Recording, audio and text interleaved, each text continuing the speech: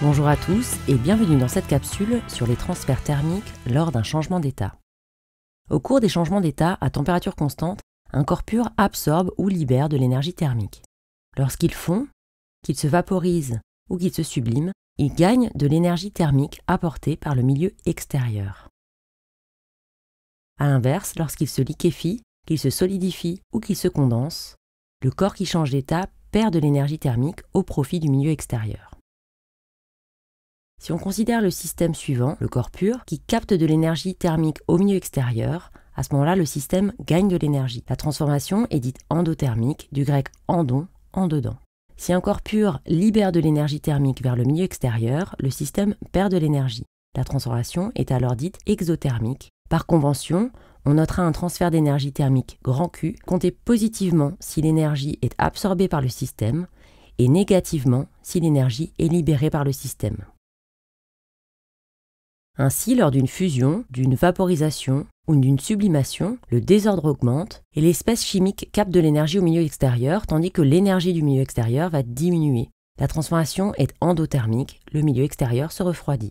A l'inverse, lors d'une liquéfaction, d'une solidification ou d'une condensation, l'espèce chimique, en changeant d'état, transfère de l'énergie au milieu extérieur, donc la transformation est exothermique et le milieu extérieur se réchauffe. Il ne faut pas confondre chaleur et température. La chaleur n'est pas une forme d'énergie stockée, c'est une forme d'échange d'énergie qu'on appelle transfert thermique. Alors que la température caractérise l'état d'un corps et peut être mesurée en degrés Celsius. Pour vous rendre compte de cette différence, je vous invite à réaliser une petite expérience que vous pouvez faire chez vous. Vous prenez 3 récipients. Dans le premier, vous mettez de l'eau froide, donc par exemple de l'eau de robinet avec quelques glaçons dedans. La seconde, de l'eau tempérée à environ 25 degrés Celsius, donc de l'eau du robinet fera l'affaire. Et dans le dernier récipient, vous mettez de l'eau chaude du robinet. Au même moment, vous allez plonger votre main droite et votre main gauche, respectivement, dans l'eau chaude et dans l'eau froide. Et là, vous attendez 2 minutes.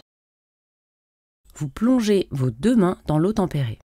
Vous avez une sensation de chaud sur la main qui était dans l'eau froide et une sensation de froid sur la main qui était dans l'eau chaude. Pourtant, les 2 mains sont placées à la même température, alors comment expliquer ces ressentis en termes de transfert thermique? Pour la main qui était plongée dans l'eau froide, le système main capte de l'énergie au milieu extérieur, c'est-à-dire l'eau, par transfert thermique. Cette énergie est gagnée par la main, donc Q est positif, et la transformation est endothermique. Votre main se réchauffe, d'où la sensation de chaud. Pour la main qui était plongée dans l'eau chaude, le système main cède de l'énergie au milieu extérieur, ici l'eau, par transfert thermique. Cette énergie est perdue par le système main, donc elle est comptée négativement, et la transformation est exothermique. Votre main se refroidit, d'où la sensation de froid. L'énergie thermique que doit absorber ou libérer 1 kg d'un corps pur pour qu'il change d'état est appelée énergie massique de changement d'état. On la note grand L et elle s'exprime en joules par kilogramme. L'énergie massique de fusion de l'eau est de 3,3 × 10 puissance 5 joules par kilogramme. Ça veut dire qu'il faut fournir 3,3 × 10 puissance 5 joules pour faire fondre 1 kg de glace. Par ailleurs, les énergies massiques des changements d'état inverses ont des valeurs opposées. Donc l'énergie massique de solidification de l'eau sera moins 3,3 × 10 puissance 5 joules par kilogramme.